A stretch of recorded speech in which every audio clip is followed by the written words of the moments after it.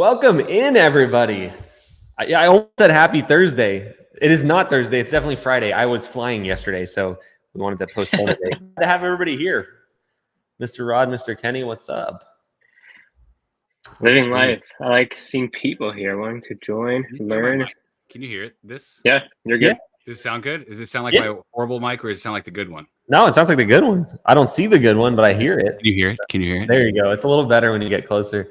Also, shout out to you. This is Kenny. This is Sean. I don't know if you remember, but I saw the name and I was like, unless someone has made the same company name as Sean. Anyway, hello, Sean. Good to hear from you. All right, let's see. We'll start with the first question from Ryan. Can we ask questions? Ryan, that's what the next 90 minutes is for. We're going to be here the whole time, making ourselves available. Got nothing planned this time. No guests coming in. Kenny leaving, it seems. I don't know where he just went, but he'll be back. And we're all yours. So ask away. Looks like a bunch of you in here already. Welcome in. First, if you haven't already, comment where you're from. It's always fun for us to see where everybody's from. Frida, I think is how you probably pronounce your name. If not, let me know. From Baltimore, Maryland. Digital Garage, you're welcome. We love doing the lives, honestly. Let's see. Frida, I see Jeremy. Glad to see you made it in, Jeremy. He had a shoot. So I imagine he's at a shoot now with his headphones in on his phone like a boss. It's like the best way to be efficient. You can double up, you know. I was used to listen to audiobooks and stuff when it was a vacant shoot. San Diego, Justin said. Mike, hello, sir. Glad to have you in here. From Raleigh, North Carolina, Virginia Beach. A lot of US this time. It's like have you noticed that, Rod? Sometimes we get a lot of like UK, France kind of stuff, and then some sessions are a lot of US. Really interesting. Anyway, we got a South Africa in here. Oh, all right. Go. Well, with that being said, let's get into questions. Ask if you have anything on your mind. Patricia's got a first one in here, so I'll grab this, and then we'll just go one at a time. So put your question in here. We'll grab them in order. Occasionally, if it's very tech-oriented, we'll skip it because that's not really what we answer on these. But if it's an easy, simple one that will provide value to others, I'll definitely answer it. Patricia said, what is a good opening message to send realtors on Instagram? So my thoughts on this are, I'll give you the message in a second that I'd recommend, or a version of it. What you do before the message is very, very important, though, because if you send 5,000 of the wrong messages, that's not a good use of time. Like, we want to dial in the message first, and then the things we do before the message in your profile. So your profile needs to be set up right on Instagram. I'm not going to go into that a lot on this live. If you go to the lives tab on my YouTube, we've done 3 profile critiques. That'll show you how to set up your Instagram. Very important step. If you don't set up your profile right, you're not going to get a lot of conversions because people are going to click on you and be like, who is this? I don't want to do business with them. So you need to give them a reason to want to do business with you or a way to connect with you. Then the next thing prior to the message you want to do as well is actually engage with their account. You know, don't just be like every spammer on Instagram that follows you and then immediately messages their services. And a lot of times you'll see this. They don't even take the time to determine if you're a male or female. They'll just be like, hi, sir / madam. So like that is the exact opposite of what you want to do. So you want to make it much more personal. And so doing some research on the person, you know, following them first, learning what they're about, maybe commenting on some posts, reacting to a story, you know, do that for a couple of days and then send a message. And I'll answer your question about the message now, which is, a couple things that go into a good message. One, it's different every time. Don't copy and paste. 2, you got to at least have their name in it. So you don't want to make it, again, a copy and paste. 3, you want to provide an offer that's good. You know, the way Alex Hormozy says it, which a lot of people like the way he phrases it, is an offer so good people feel stupid saying no. And so I'm a big fan of a free first shoot. I've seen people try to do it other ways, but never really works. And then apart from that, you just want to bring, you know, the vulnerability and the fact that you're new and hungry in the message. There's no one set copy and paste. Like, the thing we do is we have a generator that makes a different message every time with the same basic ideas. So who you are, what your offer is, that you're excited to work with them, that kind of stuff. And besides that, send a lot of them. The volume is definitely the key. You just want to make sure that you don't mess it up. That was something Rod and I talked about a few months ago at this point. Is you hear this, Rod. A lot of people will come, they'll talk with you and be like, and they'll share their business and they'll say that they haven't had success with the Instagram method. Or like, do you want to talk about what you usually see with people saying that and maybe some of the things they did wrong in terms of like, you want to be careful to not do it wrong? Yeah, it's like the sentence I'll hear sometimes is, I sent 500, I've sent 1,000 messages and nothing's worked. Mm-hmm. And that's not good. Those impressions are there now for those agents. So I'll hear that a lot, to where it's just like they've tried the same thing over and over again, thinking it'll change. So I would say that there's not really they're not really like changing the variety up a bit. They're not trying things, testing a little bit, but how do you know without trial and error, I guess. Right. So, but I would say that's what I'll hear. Yeah. And I wanted to have you bring that up, because that's really important. Is you don't want to go, like, I talk about volume a lot, right? I think everybody knows that I'm a big fan of putting the work in. That's what it takes. The thing is, you want to make sure it's working before you blast. You don't want to blow your entire sample size, right? You want to make sure you're testing a little bit at a time and make sure that it's working. Or create a small sample size is the word I'm looking for. And then you can kind of know. Man, there was something on that note I wanted to say that I'm sure it'll come back to me. But yeah, it's really, really important. Like Rod said, you have one first impression, and don't do a copy and paste message if you want to get results. Like, test, see what's working. Make sure it has a free shoot in there. Free is so important. We were on our all hands meeting before this, and we were talking about two people in our community that have done exceptionally well, Mike and Kevin. They're actually friends, which is a cool thing. Live in different markets, but both of them like really just put in the work when it comes to giving out shoots and offering stuff, and that's a big part of what I think their success is. But they also backed it up with they did very high volume and a very good job doing it. Like, they had no excuses, and so there's a lot that goes into it. I know that was bigger than your question, but Kevin's in here. Kevin's creeping. He's in here now. He? Oh, what's up, Kevin? I was just texting Kevin a second ago. Kevin's cooking up some juice for our conference this year in November in Vegas. So we're just talking about that. All right, let's grab another question. Kenny, you see any we should grab? Oh, Justin Brent. Let me find it. I'm scrolling. Hold on. Oh, there. Oh, I see Justin said he's from San Diego, but there's got to be another one. Hold on. In the spirit of IG question. Justin Brent. Let's see. I was just on a call with Christy. Oh, not that one. Oh, that's cool though, Justin. Christy's awesome. Second, on the IG, do I need a separate business Instagram? Yes. So are you considering using like your personal Instagram, Justin, or are you already like a photographer of some kind and you want to use your other photo business? Either way, I'd steer you away from that. You don't have to like put in a lot of time to build an Instagram account though. There's sort of a formula. So your first 9 posts and what those should be, that's really all you need to have on there. You get your bio set up properly, everything like that. So yes, you want to start from scratch, but no, it's not a lot of work. You're not gonna have to post a ton. We just want to, the way we look at Instagram is we want it to be like your 24/7 virtual salesperson. It's what is representing your brand online all the time. And so we don't just like throw a bunch of stuff on there. We carefully craft each thing so that when someone clicks on it, they meet you or your salesman. They have the best impression and the best chance of wanting to work with you. So long story short, no, don't. Yes, you need to create a separate one. Don't use your existing ones. Let's see.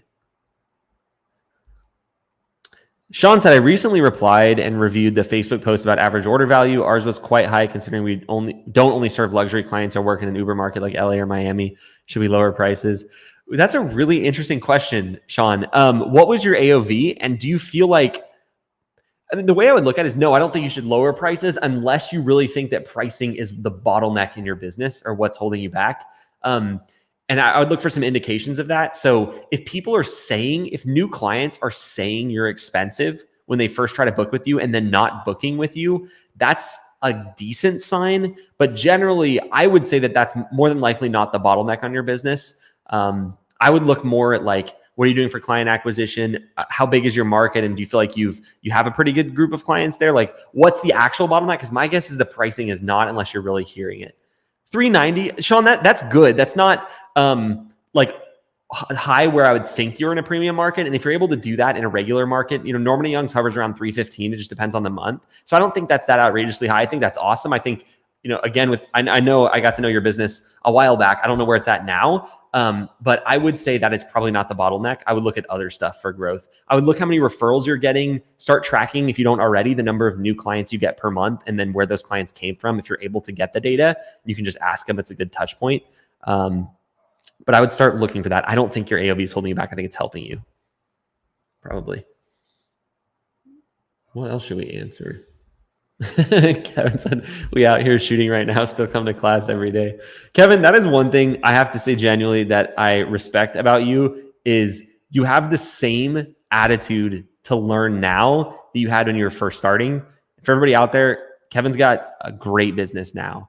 Well over 30, 40K a month, depending on the month. I think in one calendar or one monthly period, he even hit 50 one time. I could be off on that, but I think that's interesting. A lot of people, they start getting to like, do you think this is true, Kenny and Rod? Do you guys feel like they get to like 10, 15, 20K a month and they feel like they know it all with real estate media, and that's where they plateau? Yeah, and then they wonder like, what happened? What else should I be offering now to raise my average order value? And like, should I add more services? Like, no, keep doing what you were doing. You're just not learning more. Yeah. It's like the next step, like how to scale. You got to learn the next thing. It's interesting. So anyway, I say it's kind of like almost comparable to the process of going from in sports, going from playing college to playing in the pros. Like in college, you crush it. You're the cream of the crop. You're like, you do well. And then you go into the pros, and it's like humbling experience to be like, wait, now I'm going to look at all these things and just improve all these things that I thought I was max at. There's more. I got to go beyond that. And I think it's like kind of that going from, because it's good to have confidence. And I was on a call with a guy the other day, and he was like, I'm stubborn. Well, I was like, well, that's why you're at a 30 grand month. You know, your stubbornness can be channeled to like, be like, no, I'm going to do what I need to do. Let's go. But sometimes it can be a hindrance when it comes time to getting to that next level, like going into like the pros, I guess you could say in that example. yeah. And that just being humble and open to say, you know what, let's have someone else come in. You know, we're so busy, it's hard to have that bird's eye view and let people with experience with a bird's eye view come in. So that it's kind of how that feeling can feel. I've felt with people on the phones. Yeah. And I love what you're saying too, because I think one of the best ways to get yourself out of that is to get in a different room. So like you said, you know, you go from feeling like you're a great player in college or whatever, high school, maybe it's whatever the transition's tough for you. And then you get around the next level and that humbles you because you know you're not. And I think one thing there was this kid growing up that I knew that, it's funny. It was like, I think only a kid would have in their Instagram bio, but I thought it fit what a lot of people I think have as a mentality block. Is he had in his bio, I always try to be the smartest person in the room. And I'm just like, man, like looking at that, I'm like, that is the most foolish thing that you could possibly try to do, right? And I think what I'm trying to get at is like, you don't want to be the smartest person in the room. You want to be in a room where there's people who are doing much bigger things than you. And so I think a lot of times when people plateau or they feel like they've learned what they can learn in that room, rather than looking for the next room, they stop and they don't learn anymore. And one of the things I always looked at for like big growth points in my business is usually meeting somebody or knowing about somebody more than just surface level who's like crushing it way more than me. So, you know, when I did my first $4 grand month, I thought that was so much. And I didn't meet him at this point. This is when I was first starting, you know, probably I started over 10 years ago. So this is probably like 8 years ago, 9 years ago. And I did my first 4K month and I thought that was great and we're making a lot. Well, Todd, who I've gotten to know now, I think 10 years ago was still probably making 80 or 100K a month. Right. And I thought it was, and now he does like 300K a month. And so like knowing about things like that, improve your perspective. Just a funny one for you guys. I'm a big believer in like, I pay for people's knowledge all the time. And so I did a thing where I flew with somebody. They were flying from LA to their farm in Virginia and they had the opportunity to like pay to ride with them on the plane. It was super expensive. It was a private plane. And I'm sure they were making money off us being on there. So it's me and a couple other people. And one of the guys, I chatted with him for, I don't know, it was probably like 30 or 45 minutes. And he was giving me some good tips for my business. I knew he had a pretty good business because he was also there. And come to find out, he was making about $3 million per month in net income, not gross, for his business. He was in his 30s, hundreds of employees, big business. And it like broke my mind about what was possible. Like I was calculating, I was like, how is that even possible? You know? And that's like the most recent time it happened to me, but I always try to get myself in a room where people like almost make me angry how well they're doing. Right. And then before that, I have a buddy now who I talk to a lot, great guy named Eric, and he has a great business. And at the time he was making way more than I was. And when he first told me, I was like, what the heck is going on? And just learning from him allowed me to build my business near the point where he was. And so I know we're getting off, you know, from the original topic, but one thing that's really important to do is just reset your standards when you're trying to build a business, in my opinion. Like when you start to feel like you're doing good, that's when you know you need to go get in a room with people who are doing even better, because that's how you grow. When you get stagnant, when you start feeling cocky and confident and you feel like you kind of got things under control, that's when you start to lose, because you stop being hungry, you stop looking for that stuff. And you know, there's a phrase, you either grow or die. And whether like, you know, you could make all kinds of opinions because it's just a phrase, right? You can interpret that any way you want, but I think it really is true. So this is like the longest roundabout shout out to Kevin for being someone who continues to level up his room. And someone else's question in there. With that being said, back to questions. Which ones do you guys want to hit?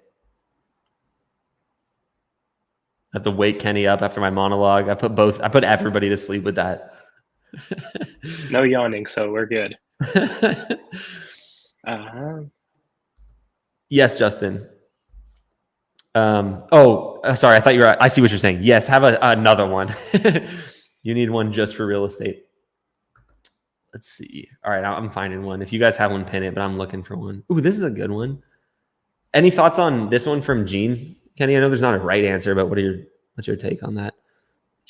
I think it's a typical service radius, and you charge more for shoot. It really depends on the area, because I mean, like California, for example, 20 miles could be an hour long drive, and then another states just like it's a quick drive. So it's like however you're more comfortable with and still winning profitably, and then charging more. It's a good question. How much? I'm trying to remember what your charges at Remain Young. Yeah, there's different ways to do it. That's kind of why I wanted to get your perspective, because I don't think there's one right answer. And I like how you talked about depends on your market. Generally, just to answer your question, Gene, an hour or an hour and a half is how far a lot of people drive. I feel like that's probably true for most people. Like that's the size of the radius. As far as charging outside of the radius, my take on it is it depends on where you want to grow, where you see the business in the future. There's not a right answer. So if if there's a town that is 60 miles away that you'd love to have a bunch of business in the future, but it's right now it's pretty far for you, don't charge a distance fee for that, right? But if you're in the area you want to serve and you don't want to serve any other areas and someone has a shoot outside of that, then maybe charge a distance fee. A lot of people charge the IRS rate for distance, but I think that's probably what a lot of our clients do, would be the kind of approach where you're taking it one client at a time and based upon where you want to grow in the future. Let's see. If you guys have a question, pin it. Here's this when I was muted.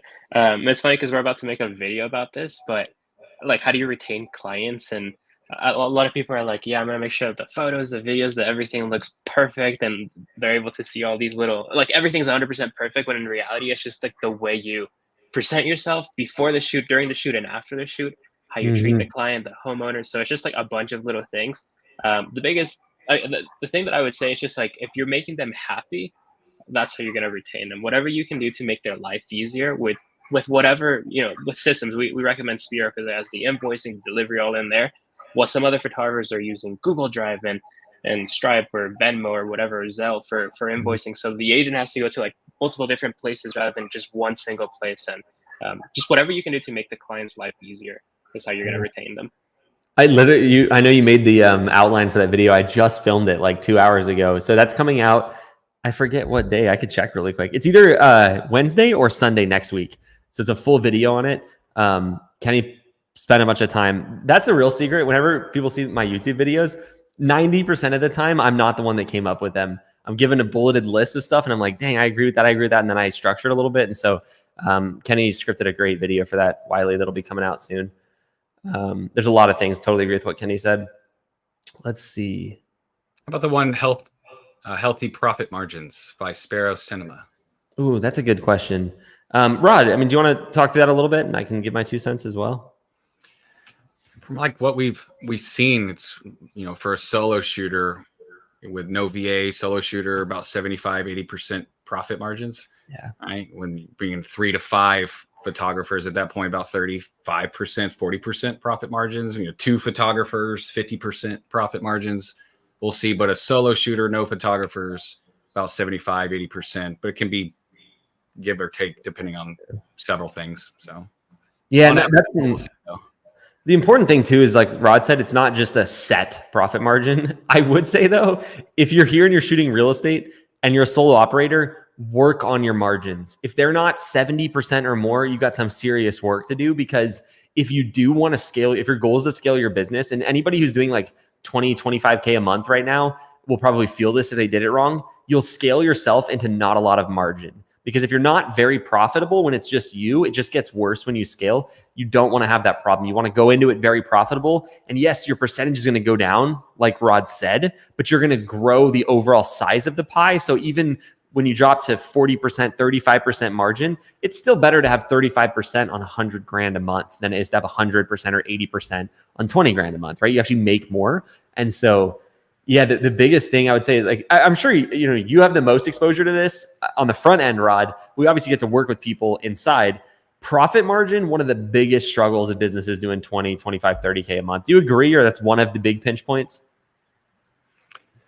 Definitely. I would say a lot of times when I'm on calls with people, I'll ask them, or I'll get to a point where we're asking that, and it's very rare that someone knows that answer without having to look and go do the math. So I would say a lot of times people are scaling their businesses without knowing a lot of things. I mean, their AOV and stuff, they'll know that, but sometimes not. But things like profit margins and how many new clients are you getting a month? They're not actually tracking a lot of really important levers that without that knowledge, it's hard to accurately scale. It's more like, I hope this works. And that's a lot of the calls I'm on, or if people with businesses, that's kind of like the confidence, but almost still like the figuring it out with confidence, which is just either are a psychic or have help to do it accurately. So it's just hard to do without that. So that would say most of the time I'll see a mix of people not even knowing what they are.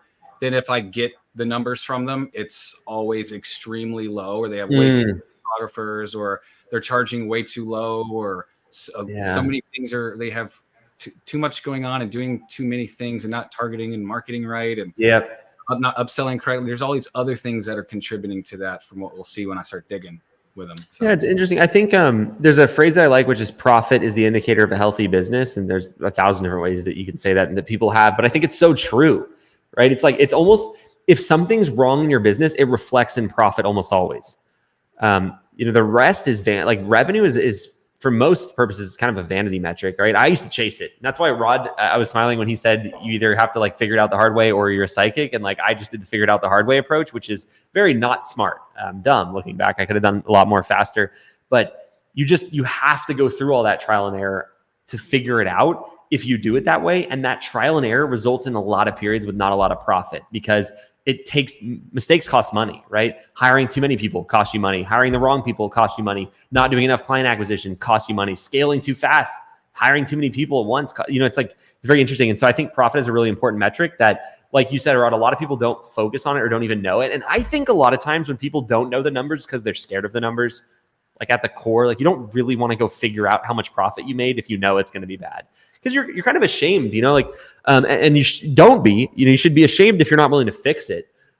If you want to just keep burying it, but don't be ashamed in the moment if you don't know it. There were plenty of phases in my business where I didn't. And what allowed my business to become better, to ultimately scale farther and now have a business that runs without me and still makes me money. You have to first, find the numbers, and then you have to be like, that sucks. And then you have to be willing to go take the steps to fix it. But if you never figure it out, you never even know where you're at, it's almost impossible to grow, and it just won't be a good experience. And I know the feeling well of like when you bring in 40K in a month or 30K in a month and your bank is lower or the same, because I did that so much. And what happens, there's that pain there. So when you look at the profit of your business, it's going to disappoint you. And so it's better just to not know and just focus on the stuff you can fix, right? Just working harder, doing more shoots, getting more clients. That's not how to fix the problem. You got to confront it first. And so I know we're talking to someone more at what we call our forward level who already has a business, but the lessons that can be learned from watching the errors and pain points of someone ahead of you are huge. So like when I'm looking to grow my business, I look at what people ahead of me are doing. And more importantly, I look at them and see what they're doing wrong or what they've done wrong between where I'm at now and where they are. Because you want to like avoid the missteps. That's the most important thing. And of course, like almost anybody can grow a business over time.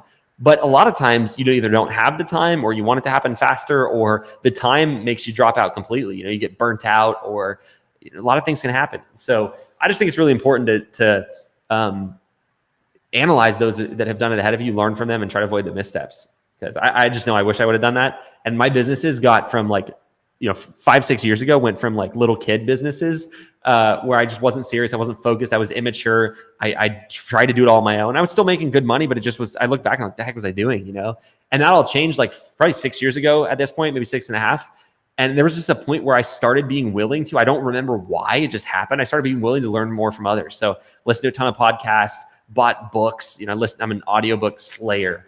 That's like my number one way I learn. I got coaching. And my business grew. And it's like, of course, So I know I went off on a tangent again, but I hope it was valuable, because I wish someone would have like punched me in the face and then be like, all right, listen, after saying that.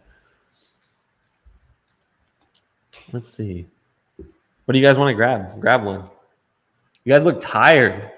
You're making me tired. It's Kenny. He's had a long week. It's been I'm trying to absorb all the questions. There's a productive lot one. of good questions. There's a lot of good ones. I can see Rod reading because I see his eyes going across there. This one's a good one. Max, you can go honestly like various different ways. What I would do is go to your VIP clients and let them know like, hey, I'm raising prices. And then you know your clients the best. So the ones that you think are going to be like a little bit turned off by it, obviously all of them, nobody likes prices been going up. But anyway, your VIP clients, the ones who you care about the most and like do a lot of business with you, you can just tell them like, hey, I'm just going to grandfather you into the current pricing, just letting you know ahead of time that the prices are going to go up. And then just do it. Honestly, you can announce it later, but that's the way that I would do it. Just VIPs first, let them know. You can grandfather them into the current price, and then just let everyone just surprise you with high prices, and you'll lose some clients, but the raise that you're pretty much giving yourself is going to make up for it. Yeah.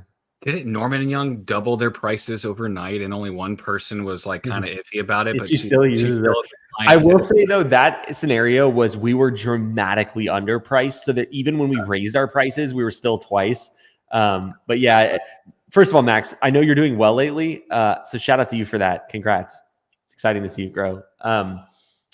As far as like what about actually raising your price, I agree with what Kenny said. Depends on how far you feel like you're pushing it. If you feel like you're underpriced, raise them on everybody. Just do it. You just put it in your Spiro or whatever you're using right now, and just they'll see it when they order. It's not a big problem.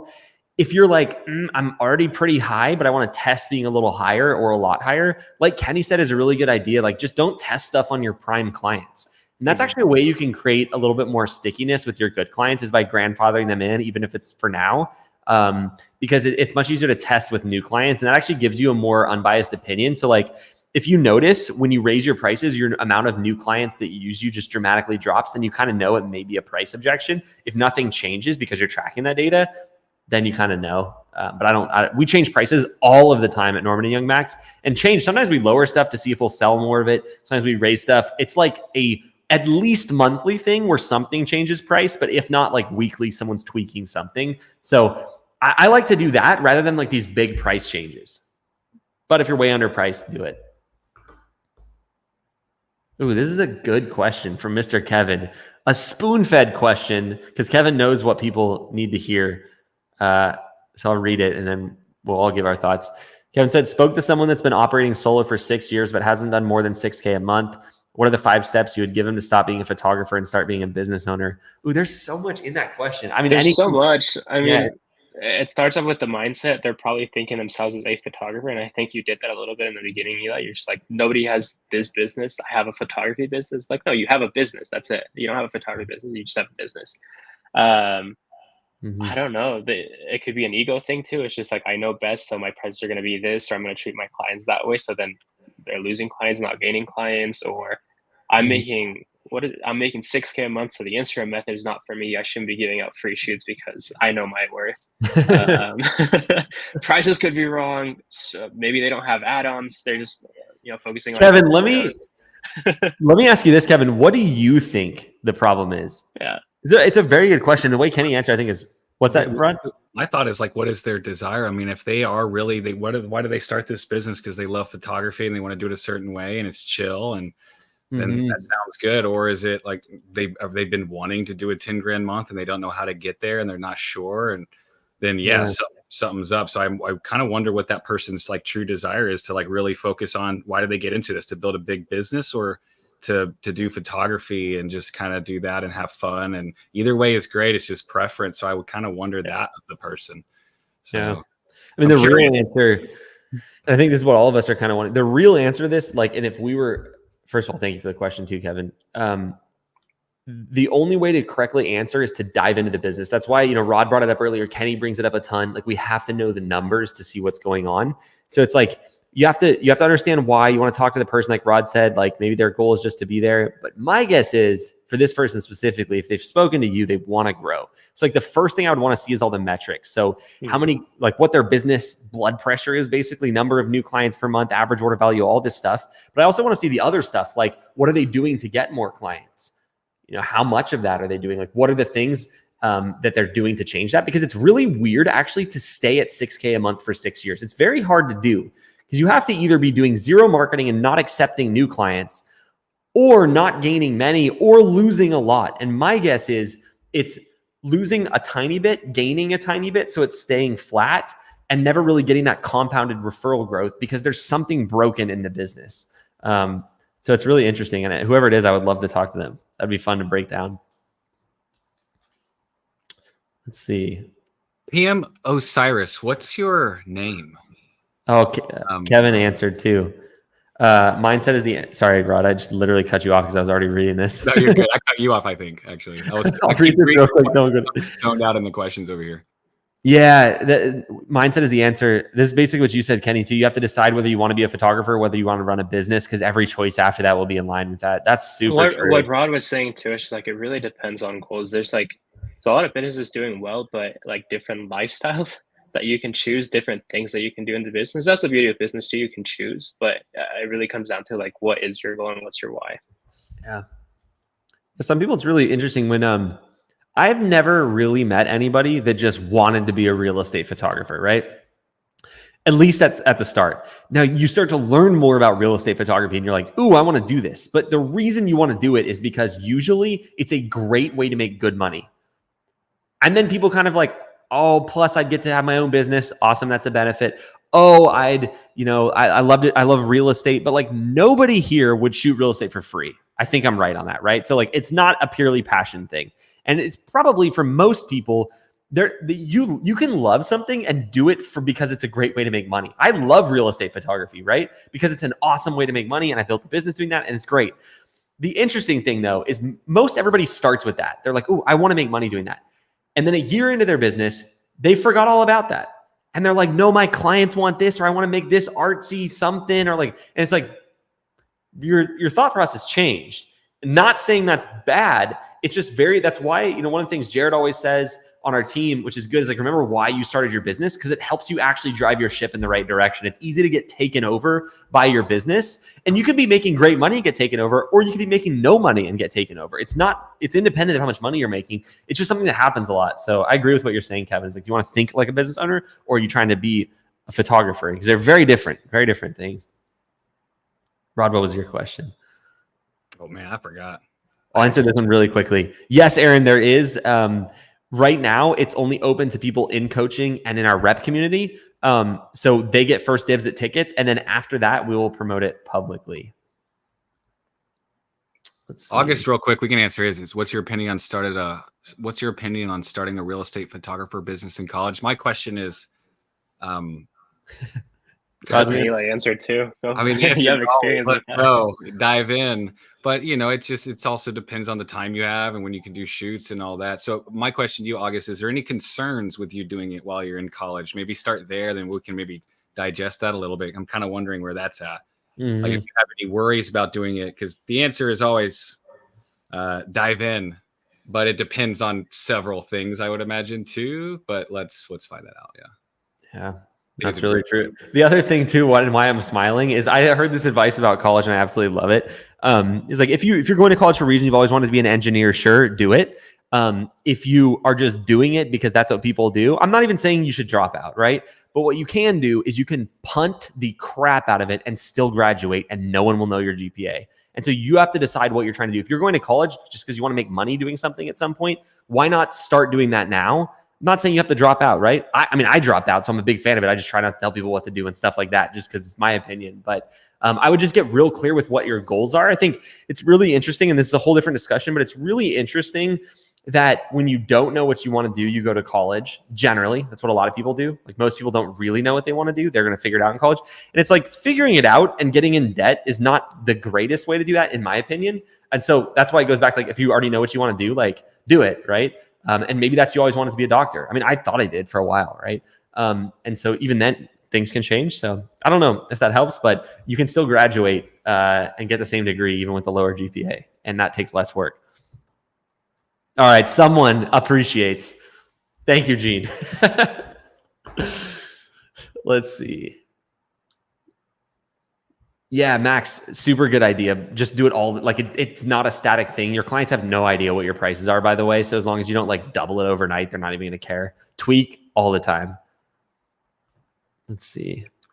Should video editing be outsourced? Oh, Everything should be outsourced. I was going to ask Kenny. Of course.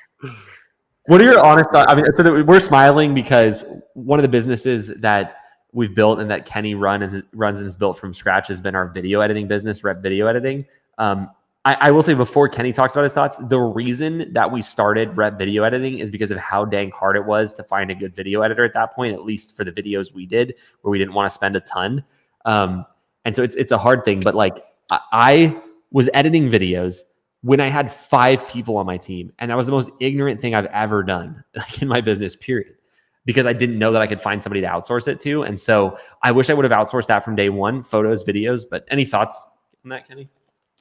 It's just like not worth your time to learn. At that point, you're learning a new skill. And it's just like you're not trying to build a video editing agency. You're trying to be a business owner and build your real estate media company. And so why not focus that time into more client acquisition or client retention? So even sending a text or call to your clients just to see how they are is going to be a better use of your time than you trying to learn how to do speed ramps and all these seamless transitions. And so same with photos. I'm not just saying for video, it's like everything should just be outsourced because it really isn't worth your time. That really isn't worth your time. Doing the marketing. Everything's outsourcing, right? I mean, like the whole thing with growing a business is you outsource everything. You know, for eventually example, you go to hiring employees. So like there always comes a point that you're just like, no, it's not worth my time right now. And that's a good thing. You know, you be a business owner, don't be a photographer.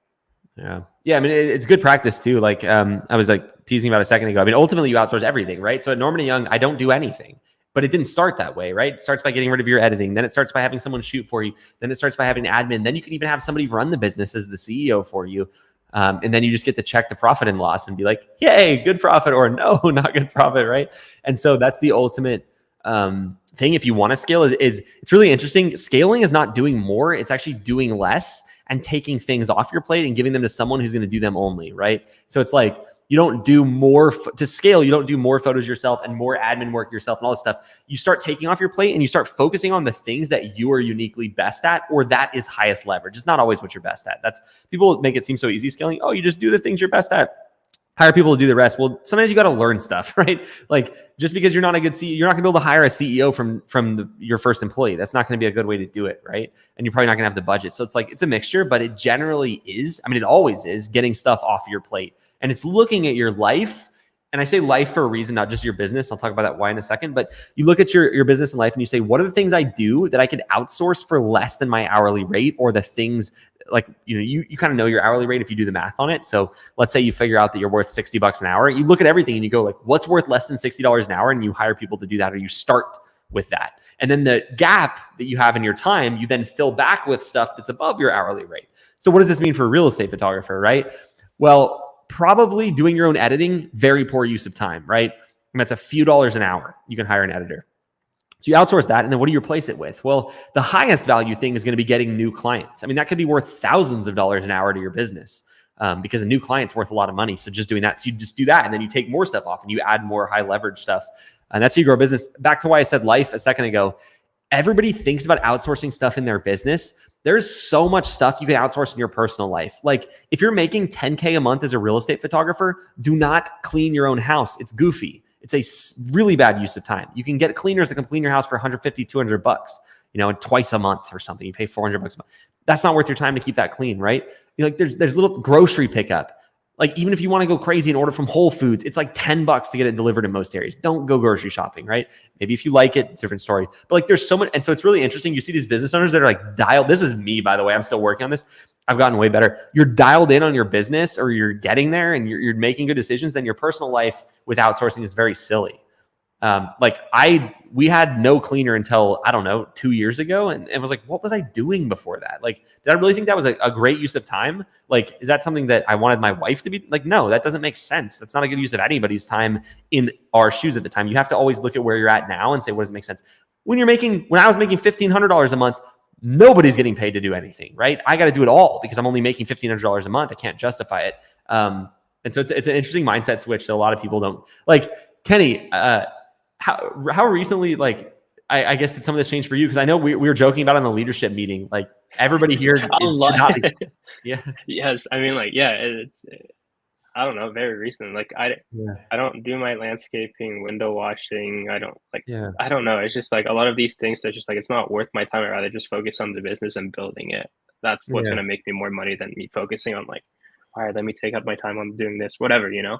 But like what you said 100% makes, you know, like there's a point that you have to do it because like you can't pay anyone to do it. Mhm. You can't afford it. But then there comes a point, it's just like, okay, You my can't afford hourly rate no. is worth more. And it's not like an ego thing. It's just like, if my goal is to make more, then I'm going to make sure to utilize my time wisely and not put it on things that don't make me money. Yeah. That's how you grow. You know what's Mhm. we were talking with Aaron actually, and I had like a pile of boxes from new stuff we got outside of the house. And I just have a guy, like I text and he just takes the bulk trash. And it's like, I don't know, $150, $200 when he takes it. And we were laughing because Aaron on our team, we're like working on him, coaching him on how to get better at this. But I could see him out there like, because I could get rid of this trash myself, right? Like I could cut it up and put it in the trash can. And I was just joking that like Aaron sits there and like cuts up everything, puts in the trash can. And we're laughing about it because it's true with him, but it's true with most people. There's a lot of stuff that we all do, everybody listening to this, that is holding us back. And I'm not saying if you don't have money right now, you have to outsource everything. That is not it. It's getting in the mindset of thinking about your time as having value and using it strategically. So, you know, we talked about being a photographer versus a business owner. A photographer is going to spend time on stuff that doesn't serve them, right? It's not even stuff they enjoy. A lot of people trick themselves into thinking, oh, I do it because I enjoy it. People, I used to say that about cutting my lawn. I would say, I told Kenny about that. I remember yeah, that. And it was recent. like within the last couple of years. I mean, 3 years ago, 4 years ago. Yeah. yeah, like I should not. It was so stupid. And I even tried to justify. Oh, I told Kenny I like cutting my lawn. I go out there and listen to an audiobook. And I was thinking about that like a year later, and I was like, I can go on a run and listen to an audiobook and be like way more productive. You know what I mean? And so it's just interesting, these like mental traps. And that's why we always go back to this. You know, for everybody that's new to the life, probably like, wow, not a lot of photography talk, because that's not how you build a business in this industry. It's understanding the things that help you build a good business and doing more of those and doing less of the other stuff. But it's just so interesting. Like, oh yeah, go for it, Kenny. I will say, yeah, a lot of people think that to build a great photography business, you have to learn a lot of the basic stuff, like how to shoot, how to edit, what is the perfect whatever settings for on cameras and stuff. When it really comes down to like your mindset and how you think about things. Because if it's not right up here, like you're not going to be doing things well. Like it doesn't matter if you have the best camera on earth, the most expensive thing, best settings, everything. It's just like your clients will not. They won't care. They don't see that stuff. They see how you act, how you care for them, how you're enthusiastic about what you do. And it goes back to like your why. If your why was to spend more time with your family, but now you're stuck editing a video or editing photos, just like, is that why you really started your business, to do that? It's like, no, like remember your why. I'll go for it. I cut you off, I think. No, I was just agreeing. Anything you wanted to answer, Rod, in here? There's a lot of good questions. Amazon. I was answering Sparrow's Cinemas about how much you pay your photographers. I was going to answer that one. Oh yeah, if you want to pin it too. Oh, I found it. Yeah, go for it. I don't know if I have pinning abilities, but that's okay. I'll just yell at Kenny. Oh, you don't have pinning abilities. We got to change that immediately. Immediately. Yeah, I show up. What is it, with 25 an hour to start, goes up to 35 an hour or so? Is that what you so $25 an hour for just photo stuff. So like photo, floor plans, Matterport, things like that. As soon as they get drone certified, $30 an hour. And then once they get video trained, then it goes up to $35 an hour. Yeah. And how we calculate it, I don't know if you're asking about like logistically how we do it, but we just pay them for the amount of time that was given in Spiro, which is our order booking management software that we use. And so if it says, hey, this shoot's 90 minutes, they get paid the full 90 minutes, even if it only takes 60. So we just go in there and see how much time they were allotted. When you scale too, you have to, you kind of take advantage of people and try to make the company better at the expense of people. It doesn't usually go well. So like if it only takes them 60 minutes, but they were allotted 90, we still pay them the full 90. But if it took 120 and they were only allotted 90, we pay them the difference. So we side with them on both sides of that. Just like a little note in there, because sometimes the shoots do go over and we want to make sure people get paid for that. Is there a question based on what we were just talking about, like outsourcing and whatnot? And it's one of the objections that we get a ton. I'm gonna pin it. There's like, so how do you QC outsource video then? And you can say that about photos as well. But Todd, for example, the person that Eli's talking about that's making $300K a month, not a year, they don't QC. They just let the client decide. Because like the opinion, like a video that Eli makes, I could like it, Rod cannot like it. It's just like it really just depends on your client's opinion. And so if you're focusing too much, and a lot like us as photographers or artistic people that we're not trying to be, honestly, we'll see all the imperfections while your client will not care nor see it. So like it really doesn't matter, and you shouldn't put your effort into it. So like, you Yeah. know, in an ideal world, you can be like Todd and just send the Deliberate. video, send the photos, and let the client decide. If they hate it, like, what's the worst thing that could happen? They're just like, hey, I didn't like this part, and then you just say, no worries, let me get that fixed for you, and that's it. Yeah, No, nothing and bad happened. you can check occasionally too. Like what Kenny's saying is don't QC every video. I mean, if you're just randomly doing some QC, you're checking 4 videos out of 30 a week. That makes sense. I mean, I don't even think you need to do that. What Kenny's saying is very true because the client will tell you something's wrong and then you can use that as a bellwether. What a lot of people do, and this is what Kenny's getting at too, is they, in order to fix a problem that sometimes occurs, they will add a task to every time something happens. So like, for example, sometimes your clients won't be happy with the video if you don't QC. They won't be happy either way. Even if you QC, they're not happy sometimes. But maybe it happens more often when you don't QC. So instead of every 20 videos when they have a problem spending 20 minutes to fix it, they spend 15 minutes QCing every video. So it's like 10x the workload. And so when we talk about scaling and reducing low value tasks, like QCing video is not holding your business together. A lot of people think it is. Now, I'm not saying offering a good product isn't important. It is. But this goes back to the other thing too, which is you need to have a good editor. You need to have someone you can count on. This is every stage of scaling, right? People, focus on it a lot with editing, but then it goes the same thing with being a photographer, same thing with having an admin, same thing with having a CEO. You have to make sure that they're performing well, and you do that by random check-ins, not looking over their shoulder or doing every time. There's a good one in here. You go about swing for the ring has got a good one. I was going to tell you to pin it again, but you don't have permission. I'm finding it. I like one to just touch screen it, but it's yeah. So how do you go about upselling add-on services to increase your AOV? You want me to get this one, Kenny? How do you want to? I'll give my thoughts and you can give yours if you'd like. First of all, think about it like you're doing a service to them. You're not trying to do be a salesy person or whatever. It's like look at the address, see what the home actually needs. If they just bought photos and there's a beautiful lake in the backyard or something, just like maybe mention to them like, hey, I think aerials would look awesome in this home, or like this home has awesome windows, so a video would really like justify this home, or I don't know, just do consultative selling and like have a why to why you're trying to sell them into the add-on services. But go for it. Like what you said about suggesting a product too. Don't just be like, is there anything, Kenny's saying when you're on site or even when you look it up, like, when someone orders, is there anything else I can get you? Very bad way to upsell, right? Would you like aerials for this one or drone photos? Much better. Just that little language switch. Would you like anything versus do you want this? It plants something in their mind. The other thing I was going to say completely different from this is packages will help you and having people order online. And so that's why it's important to get that set up from the start so people get used to it. It's hard to train people after the fact to order online, but we found that when people order online, they spend about $100 more per shoot. That's a huge bump in average order value. So test it for you. August said, I have a really good business set up in LA right now. I have 8 clients at the moment. I'm planning to send out a checkup email to all of each to keep me at the top of mind. I have all my editing delivery services. I just need to get clients. I won't have a car for the first year. So I need to rent cars for every shoot. What is your, thoughts on, I'm sorry, wait, no, that's not your question. Where's your actual question? Maybe I'm missing it. Or you're just looking for thoughts in general? I may be missing your actual question. Can this business be done without a car for a year? I think is his question. I mean, if you can get there, sure. I think renting is going to be pretty expensive. But I mean, if you have 3 shoots set up for the day, a rental car won't be that much. Maybe $60 for the day, $70 if you go for like a cheap one. So I don't know. I don't know if that's your question though. If you have a question in there, ask me. But I mean, I love that you have no excuses. I know you don't have a car and you're still looking to do it. I wouldn't send an email to all those clients. That was my only thought reading that. I would just call them all, August. Tell them you're serious about this. You're looking to get a few more clients. Is there anybody they know that you should be working with? Like put in the work there. And there's a difference of oh, sorry. I was just going to say there's a difference between just sending an email and then them receiving it and knowing like, oh, it's just a generic email that I'm just getting.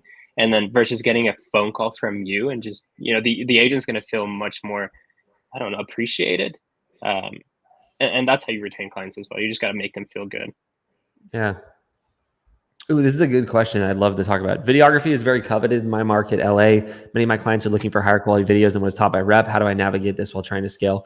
Yeah, so I think there's a couple things. I'm going to go big picture and then we can zoom into the specifics of it, because good video you can do great videos without changing a lot. It's more about how you're shooting and the type of edits you have. So zooming out a little bit, a lot of people want to chase those top videos, and there's a great market for that if that's what you want to do. What I would encourage you to really think about, and I'm just going to talk my perspective on this, and everybody can have a different perspective, but you have to really know what you want out of your business. And so if you like doing those high-end videos, what you have to know is that there are very, very few of those companies that have scaled significantly. So if you like them and you want to be involved, awesome. But I have yet to see someone doing $250K a month with those high-end videos. I've seen multiple people doing that with regular videos. And the reason, the whole thing that I think makes that happen is there's not a lot of money serving the bottom 10% of clients in this industry. And there's not necessarily, maybe there's good money, but there's not as much scalability serving the top 10%. The businesses that we see that make the big numbers, 150, 200, 250K a month, generally, and there's always going to be an exception, but I don't think I know any that are doing 200K a month that are really fancy, unless they're like production companies and don't just shoot real estate, which is a whole different business. That's fine. There's so much money to be made in like the middle 80%. So that's always been my model, because that works everywhere and there's a lot of money to be made. So I would absolutely agree that there are totally agents that want to do that in LA. I also think you could probably build a $500,000 a month business in LA without offering video. I know that sounds crazy, right? But like you could. I mean, there's enough agents there and there's enough listings that don't have video where you absolutely could. So what I'm not saying is don't go figure out how to do it. There's plenty of online stuff, people showing how to shoot high-end video. Really, it's not much different. You just shoot the shots better. You add some cooler transitions, maybe do more twilight video, some more less push-in shot style video. It's ultimately the same. You just pay more for editing, get a higher end edit. Make sure it fits within your goals and you're not just doing it because you feel necessary. Like the way this is coming across is videography is very coveted in my market. I think, and I could be wrong on this, I think you probably feel like it's necessary to get your business to the next level. And I'm not saying it won't get your business to the next level. It very well could. I would just push back on and make sure you really consider like, hey, what do I want for my business? Because the only thing you have to keep in mind is if your goal is to scale long-term, it just is more complicated if you do a higher end thing. It's just a little bit harder to scale. Doesn't mean that's bad, right? And I think it's really interesting. There's a lot of business owners that like want to be known for doing the hard stuff and working hard. And that's fine. But like, if you look at people like Warren Buffett, his number one reason for passing on a deal is because it's too hard. So if arguably the best investor, best, designer of businesses, someone that can look at a business and know if it's good or not and fix a few things at the top to fix it. If that person is saying too hard, I think that gives us all permission to be really sure about like, hey, if I don't want to do this, just because it's there doesn't mean I have to do it. Just because it is an opportunity doesn't mean it's one that I have to pursue. I've just gotten better at that. My ego used to get involved more when I was first starting my business. I wanted things, I wanted this for this reason. And then I started thinking like, hey, what am I actually trying to accomplish in my business? And it didn't fit with my thoughts about which direction I should take the business. Because I think I know I'm going on about this, just a big thing. And again, I'm not saying you shouldn't offer high-end videos. I think there's totally a market for that. I just think when people think high-end, they usually just complicate the crap out of their workflow. And then maybe they make a ton of money, but they don't take home a lot or they work a lot. Not for me, an attractive route. I will add to this. First, at my video editing agency, we have a lot of people in that market and they do the simple real estate and they make great money. They're not even thinking of like doing the great videos too. Great videos too. Yeah, we're not saying whatsoever like you have to do crappy videos. Like no, it's got to be great, but just, like you don't have to overcomplicate your life. The other thing what Eli was saying is like it really just if it goes with your goal in business and life, then do it. Figure it all out. Yeah. But if it doesn't, don't do it. Like I see videos of people like bragging. It's like, oh, this video took me 10 hours to edit or 6 hours on site. I'm like, oh, gross. I don't know. Like really? That's what you're aiming for? Like I went to bed at 3 a.m. and had to wake up early for this. Like, really? That's a great goal. I mean, not my goal, but like if it's for you, go for it. But yeah. Also, Max just shoots some. So like that's the thing, too. Max shoots some great videos. Do you agree, Kenny? Yes. Great videos. And that's the thing. I think good video is not so much about how much time is involved or what you're doing. It's just the way you position it and present it. So like, I think the cool thing, and video is great. Like, we're adding a higher end product at Rep Video Editing. There's a market for it. I just think you want to be very careful not to accidentally artist yourself into a hole, because that sucks. It's just, there's nothing more painful than getting stuck doing that. All right, let's see. My goodness, we have a lot of questions. Thank you, everybody. That's awesome. Good questions too. That's harder to pick. I know. I'm looking for one right now. If any of you have any more questions like the high-end video thing, drop it in there. Okay. In my market, it seems that many agents use virtual social media assistants. Is this going to affect the Instagram method? No. If anything, it'll help you, because if you do it right, they'll probably be more likely to pass you through, and then that person's probably going to pay more attention, more likely to see the message. So don't worry about it. Yeah. So you're saying you do high-end video? We do not do high-end video. Let's see. Did a brokerage presentation 3 weeks ago and haven't had any bookings from it yet, or anyone reach out. What would you suggest as a follow-up? Darn, Brandon, that sucks. What'd you do at the presentation? Did you make an offer? Did you just talk about your business? I'm going to ask you a lot of questions and just reply to as many of them as you want. Did you make a free shoot offer, free first shoot, anything like that? Did you talk with anybody after the brokerage? And then since then, what have you done? 3 weeks ago isn't that bad, because a lot of them don't have listings yet, but more than likely they've already forgot about you. So following up is going to be a big step. Just let me know what you've already done. Let's see. Ooh, we have an opportunity to host a lunch with 400 Keller agents. How would you leverage that marketing opportunity? Sparrow Cinema, do you get to talk, or are you just have signs around? Do you get to like walk around the room, give a presentation from the stage? What does it look like?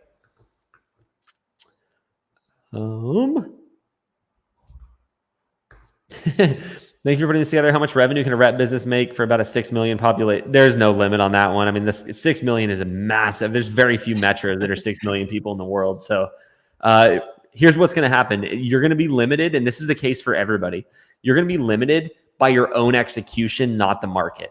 The market is never going to limit you. And the reason I say that, very rarely, unless you're in an area with like no people, it's not going to limit you. Because let's say you were in an area with no people, or a small area, that's not what's limiting you. I mean, even if you get a few clients there, like nothing's stopping you from expanding in other markets. You're just gonna have to be thoughtful about how you do it. So it's always limited by the operator, not the market. That's never limited to anybody. Now, there have been times where it's harder for people to start. That's why we like to talk to people about their market. Because if you're in an area with 10,000 people, it's tough. Can be tough. If you're in an area with 20, 30. So we have to, there's multiple things to look at. It's not just the population. It's how many homes are selling, and if they're high-end homes or low-end homes, if there's none that have professional photos or plenty, like there's different challenges and combinations that you want to look at. But definitely don't think, nobody here should think your market is limiting them, because really what that does is that actually limits you. Your market did kind of limit you if you think about it. It just convinced you that there wasn't an opportunity. Ooh, this one is so good, Justin. I think speed of delivery to a client is key to scaling for sure. Super high quality videos are great, but there has to be a middle ground where it's not taking your time. Yeah, and the other thing too is I think high quality videos, it can be scaled. It's just harder. So that's why I like what you're saying with the middle ground. If you can find, the ability or a way to do that, like when people say something can't be taught, I always literally, and you've probably heard me say this, anybody who's been on here, is if a neurosurgeon can be trained, anything in our business can be trained. But as an operator, you have to think a neurosurgeon takes 12 years to train, right?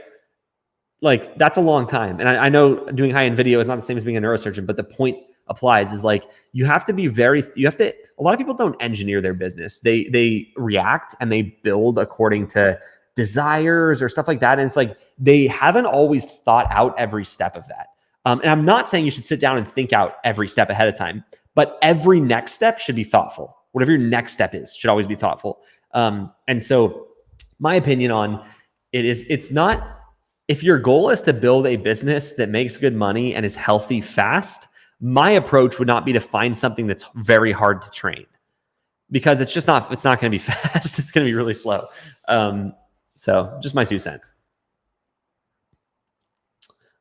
Owen, we are still working on that. Is that right, Kenny? Still working on that? When are Still we working on that? This week, right? We'll have some more?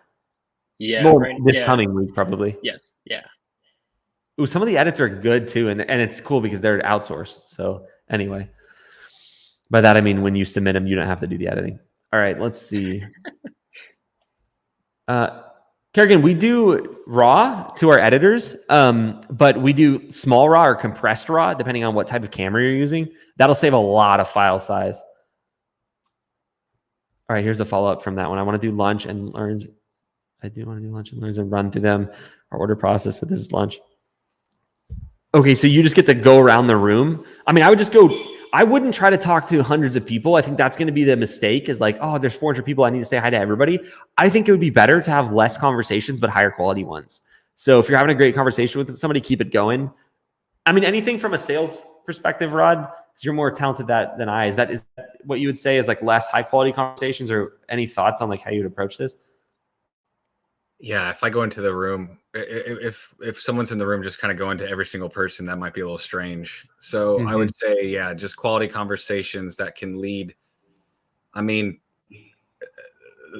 why is my gut saying find out who's there and do research? Is that stalkery? Yeah, no, I think that makes sense. And like, where's the big fish? Where's the whales? There's my whales. Here's my, and just kind of smart is what that is. Versus like go in and just talk to people. Oh, that was someone that's not gonna. It's great to talk to people, but let's be strategic there. Find the whales. And that's good advice. So maybe pair our advices, and pre-research before. Yeah. Research is always better. That's why, we even say with the Instagram and any type of selling, research always is better, right? So like with the Instagram method, you don't just blast the agent with a message. You learn a little bit about them. You adjust the message to them. It just works. Is showing up to open house on weekends a unique technique to use the Instagram method?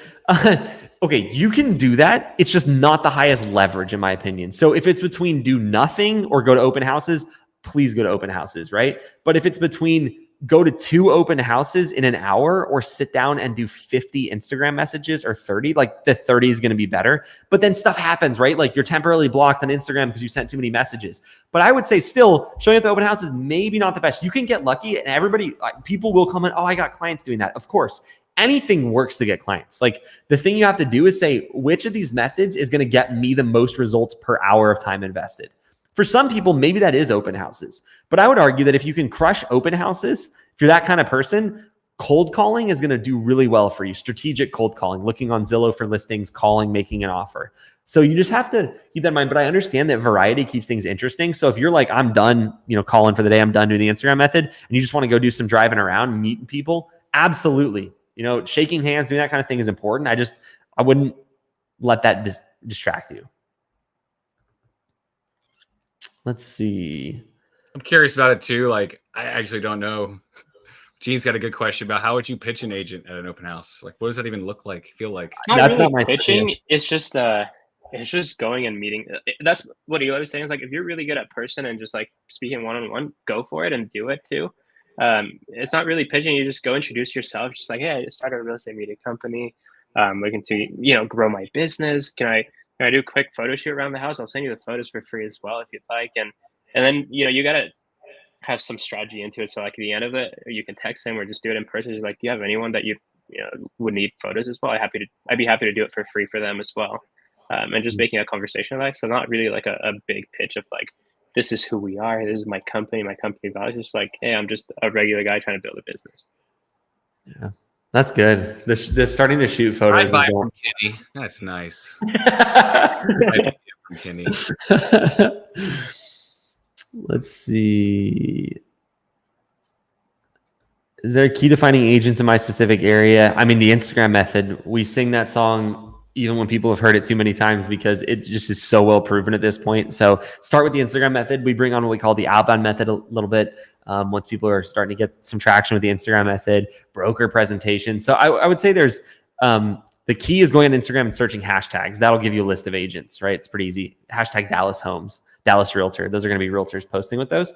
But then you have to go, there's all these client acquisition methods, like which one do I use at which stage? That is important. So everybody, I recommend start with the Instagram method. Depending on the person and their existing skill set, maybe the stuff they've done in the past for work, like where they have strength, then we recommend other things. Maybe it's presentations at brokerages, maybe it's the outbound method, maybe it's different stuff like that. But you want to start with the Instagram method, in my opinion. You want to squeeze it as fast as you can, as much as you can. Oh, first of all, a win before you go into any more questions. I hit 15 to 17K in the last couple of months, 4 years in business. Congrats. Nice. Keep it going. Michael, are you offering free first shoots?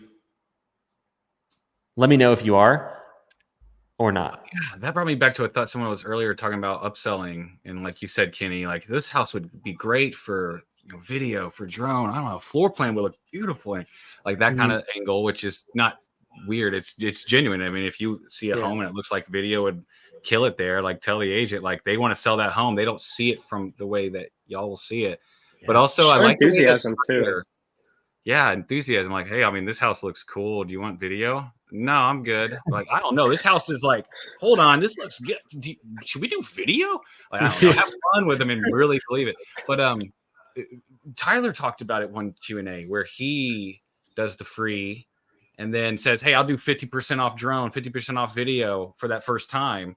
Gets him into the upsells as like a discount. Oh, might as well. And then it goes, hold on, that helped me sell the home. That helped me a lot. Let's get it every time. And it's like a nice way to introduce and be able to make free turn into maybe $400, $500, $600, but also to be able to get them on. When you look at the numbers over time, doing that method, it's just your AOV starts skyrocketing. So I would say that method is what I thought Tyler did was really cool. So it's really the enthusiasm that Kenny brought up is really important. There was a guy, Kenny's going to know this story, and bless him for putting himself out there. I'm a little bit of a hater when I say this, but like respectfully, and I would love, this is years ago. I don't know who he is, or I'd love to work with him now, but he was like, he posted this video saying cold calling 50 realtors. This is like 3 or 4 years ago. And he literally, it was so painful. He'd call and they would answer and he'd be like, hey, do you need real estate photos? And then he'd just stop. And they were like, no. What? And he'd be, okay. And then hang up. And it was like, so it goes back to what we were talking about at the very start of the live. Yeah. You got to do volume and do it right. So it's like with him, he did 50 cold calls. That's most people think about right now. If I told you go call 50 people, you're going to hesitate. Everybody here has a reason you can't. Like think about it for you right now. Like what is stopping everybody watching this from going to call 50 people, right? You're probably feeling it. Like if I was like, I need you to call 50 people right now, you're like, So like he did the work on that, but he didn't back it up with any skill or he didn't get any training, obviously, on cold calls before then. He didn't look at any YouTube videos. And so you just have to pair those two always. Bro, I've done 150 cold calls in one day. Yeah, 100%. But most people really struggle to do that, right? They're scared. And so one part of it's doing it. The other part is doing it right.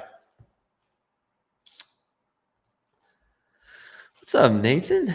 Mr. Nate, free shoots when you need clients, 50% off if you just want more shoots, full price or free add-on if you don't really need to want more shoots. Yeah, I like that. It's good. It's always it's like a scale with aggressiveness, right? So it's like the more aggressive you are, the less profit you're going to make, but you're going to gain more clients and growth. And the opposite is true. The higher the profit margin, the less the growth typically, because you're optimizing for two different things. I'm like, this is going to bring in that free controversies, but it's exactly right. Like if you're like, I need to get clients now, do free. If you're like, whoa, I need to slow down. Learn how to scale your business or slow down free. So it's just that lever, like you said, that you could pull in the business based on where the business is at. If you're in like, I need clients, let's storm clients. Then yeah, free does help. It doesn't hurt, I would say. I think it goes back to go for it. No, please. I was like, it goes back to like, what is your goal? We have somebody that I'm coaching, Tyler, who is growing, I think, way too fast, but like he likes that. And so he's like, I'm going to be offering free. I don't care. Like I want to continue growing and growing. And there's people who's like, I need to slow down. That is not my goal. I don't want to. I've reached my goal already. I'm down to continue growing, but I don't want it to be as fast. I'm like, breathe a little bit. 50% off. That's fine. Yeah. It's all about what you need. I was laughing when Rod said we're going to bring in the free versus pay debate. That debate is so far dead. The people who offer free make money and the ones who don't stay poor. And so pick your side for anybody in here. I will just say when you're starting, there is no debate. You get to decide when you're starting, when you've grown and you have a business, what you're optimizing for, right? If you're optimizing for profit, that's one thing, right? If you're new, you need to optimize for growth. Profit's unimportant. So like if you're doing less than $5,000 a month in revenue, please offer free first shoot to as many agents as you can possibly get that offer to. When they call you to book, you don't have to offer free, but you're just waiting on those. So the ones that you're actively reaching out to, go offer free and build your business. The people who build businesses really quickly, when you see those people, like Kevin, Mike, Those guys that have grown really fast, plenty of other people, maybe not to the 40, 50, 60, 70K a month level within their first year or two, but like people who've grown 15K a month in their first year, 20, 25. I have met very few of them who didn't do it with free. Now, there are plenty of people who didn't offer free and be like, Eli, I have a 15K a month business. What I always want to see is their first year, because I guarantee you they didn't get to 15K in their first year doing that. It's like, and if you're in here in the chat, let me know. I'm going to call you out and ask for proof. But it's faster, right? So I'm not saying you have to, but if speed is your goal, so important to offer free. Let's see. How do I post the link in the chat? We got Brian. I can't post the link for people to. Oh, for chat. Yeah. I'll drop it in there. Oh, Brian's question about coaching. Yeah, Brian, it's dependent on, it's not necessarily per individual. It's where your business is at. We have different levels depending on like what you need help with and what your bottlenecks are, whether you're just starting or not. So I'll put the link in the chat. I think it's letting me. It always blocks me from doing it. Oh, there you go. For anybody else, even if you're not like wanting to jump into coaching, that's not your goal. You just want to talk a little bit about the industry. We'd love to connect you with some resources.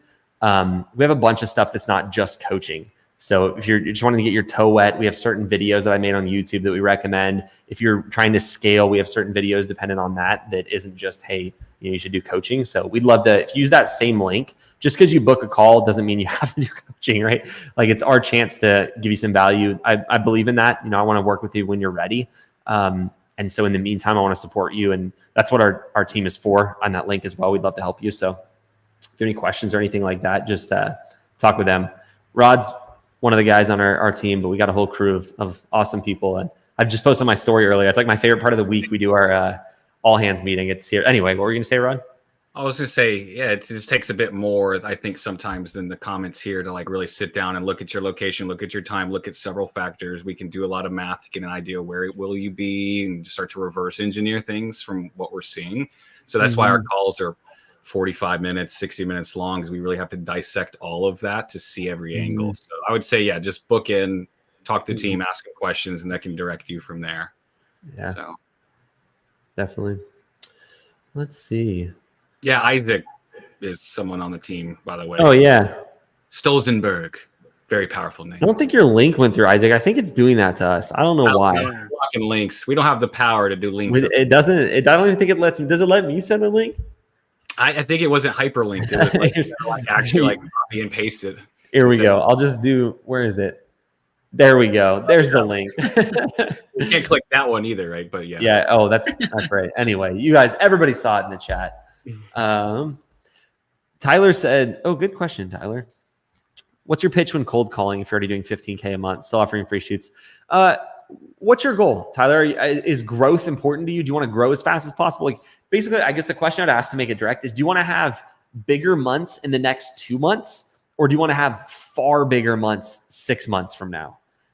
That's what you're optimizing for. If you want to just next month to be a little bigger, don't give away free, because you don't want to. Free doesn't make next month bigger, right? But free does make 6 months from now bigger. And that's a genuine question. Like we were talking about earlier, like if you're happy where you're at and you just want to make a little bit more, one thing, but if you're really wanting to push it, that's another thing. And so it's always that scale. It's like you can push up one side or push down the other side, and it's up to you to decide. There's no perfect amount. It's like you got to position that thing where you want it.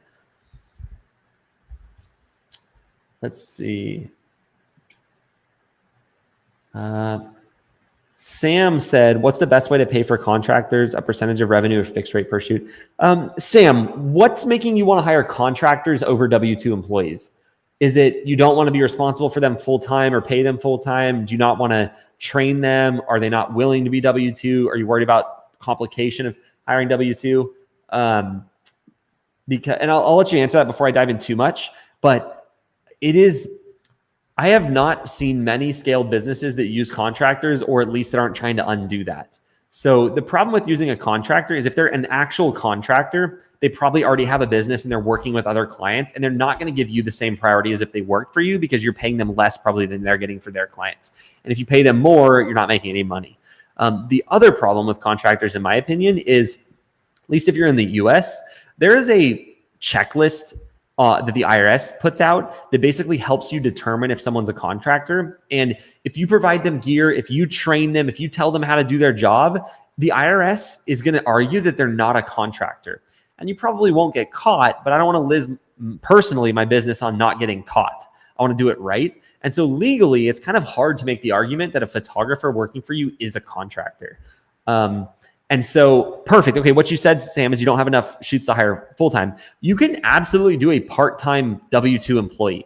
In fact, our photographers at Norman & Young and what we recommend are part-time.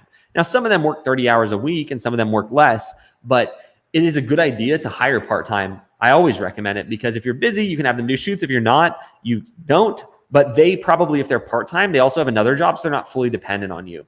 Also setting expectations. If you're really worried about like what their thoughts are and like, oh, I'm not going to be able to provide for this photographer, just let them know like, hey, from this month to this month, it's pretty busy. So you're probably going to see around like 2 to 3 shoots a day. But from November till, whatever, just like it's going to slow down. So I can't guarantee even 1 shoot.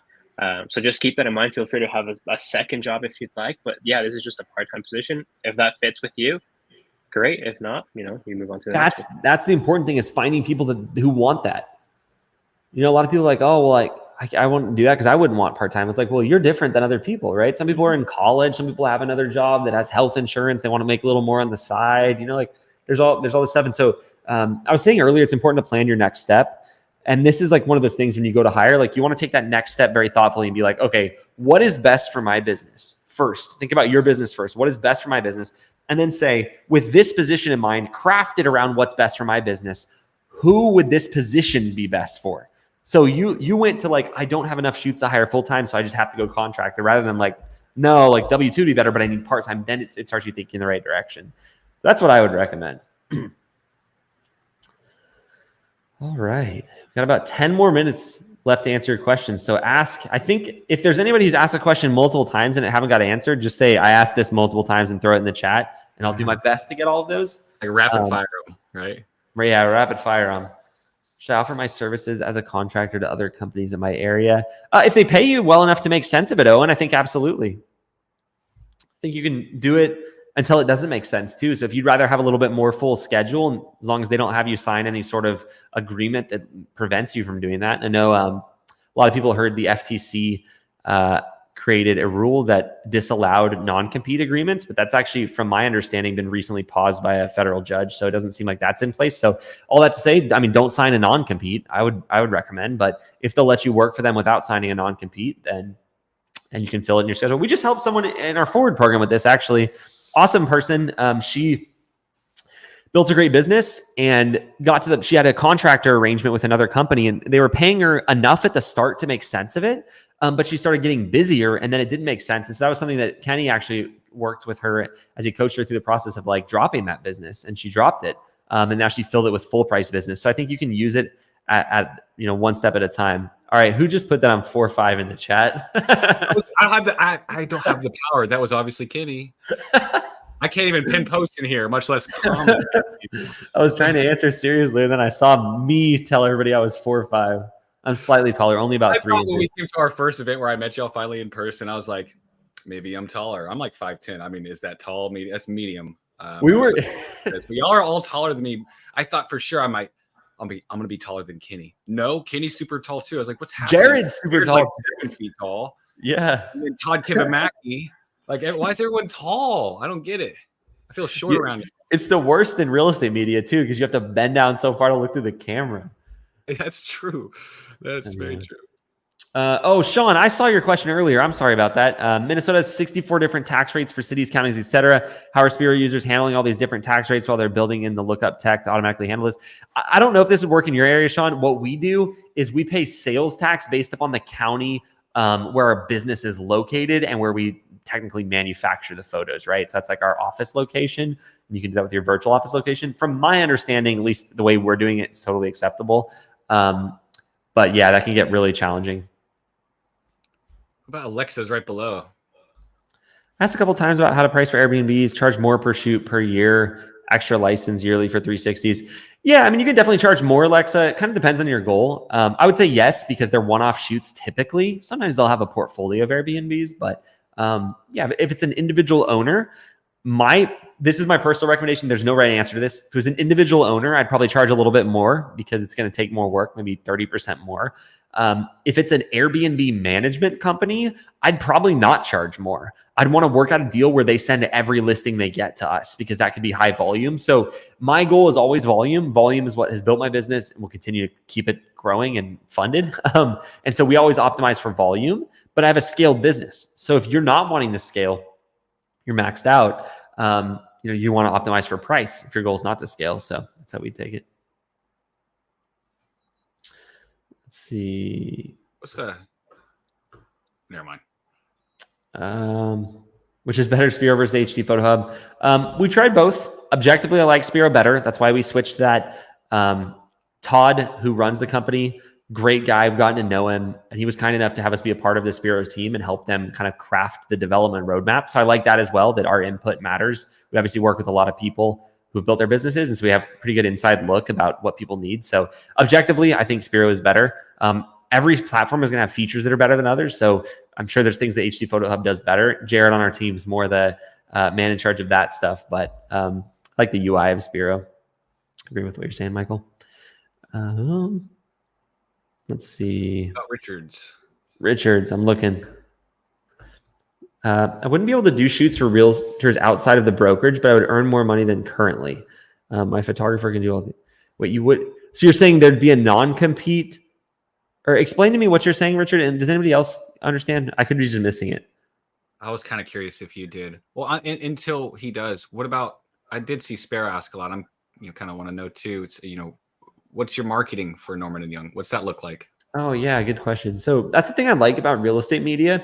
You don't really have to spend on marketing. I mean, you have to spend time, and you could hire someone to do that. So the Instagram method, we have a VA that does that for us now. If you're just starting, don't do it with a VA. Learn it yourself first, then hire a VA if you want to do that. So that may be $1,200, $1,500 a month, $1,000. I'm not exactly sure of the exact cost on that. Facebook ads, we spend I think around $5 to $10 a day right now. I think it's closer to 10, so that's like $300 a month. And that's majority of it. I mean, every sponsorship opportunity for a brokerage lunch that comes our way, we'll do that. Sometimes those are up to $500 or even $1,000. None of that you have to do when you're starting though. So we're a larger business now, so we take some of the money that we make and redeploy it into marketing. But if you're just starting, all you need to do is the Instagram method, and that only costs you the editing for the free shoots. So it's pretty low cost. It's not like a business where you have to spend a whole lot on ads to make a sale. And that's what I like about it. Oh, I see what you're saying, Richard. So you have a job offer to be an in-house photographer, one brokerage. I would have my photographer working for me to do everything else. Are you saying they wouldn't allow you to, Richard, or because an agreement you sign, or are you saying because they're going to keep you so busy? I mean, I think, how much are they paying you, if you don't mind me asking? Because my guess is you can build a business that big very quickly, but if you're working for them full time, you're going to be distracted. So if they don't allow you, I wouldn't even think about it unless you need to. Just financially, you wouldn't be allowed to. I wouldn't do it, Richard, personally. The other thing is they might not allow you to have your photographer working for you do it either. That seems like probably wouldn't be allowed. 10 a month. I mean, it's good money. It depends on your goals. Do you want to go make 10K a month for a while? If you quit, how long can you not shoot for others? 10 a month is decent, but I mean, you can definitely make more than that yourself. It just depends on your goal. If 10 a month solves your problems right now, go for it. Well, they would allow you to run your business on the side, but just not you personally shoot. That's really interesting. I'd rather hire somebody to take that job, and I'll focus on building my business. The W-2 job, yeah. Yeah. Yes. What about Owens? What's what? Sorry. Oh no. What about Owens? Right, two below your. Oh, seems like I'm always attracting low quality part-time realtors with free shoot offers on Instagram. I don't get a lot of recurring work from them. Owen, not necessarily. I mean, the people who take you up on the free are going to be the low generally, but they're the ones that refer you to the high paying. So what I would look at is generally, it depends on how much this is happening too. You definitely want to do the numbers and figure it out for sure, because sometimes the bad stuff stands out more. So it may actually be less low quality ones than you think. But generally, most realtors don't do a lot of shoots, right? Most realtors don't sell a lot of houses. And so it's just a numbers game. You get a bunch of people that only use you once a month. If you have 100 people that use you once a month or once every 2 months, that's a lot of shoots every month. So it's a mixture, but no, you're not doing something wrong necessarily. If people are saying yes, you're good.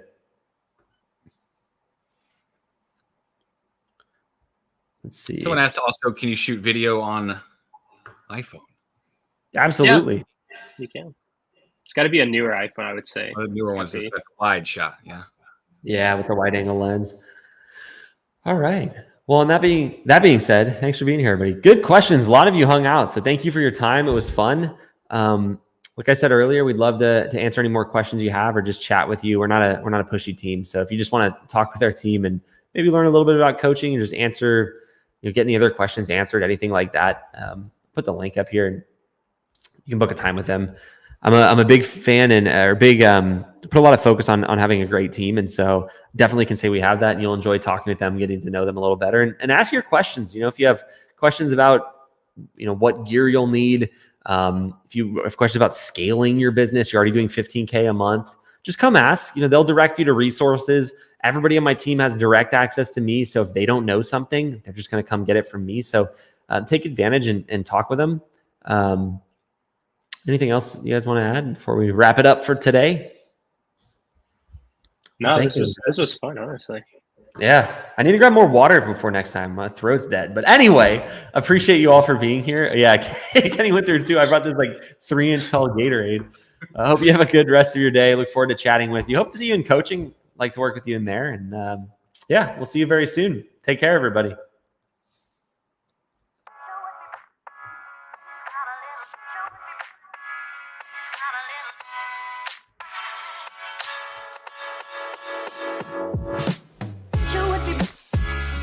Got a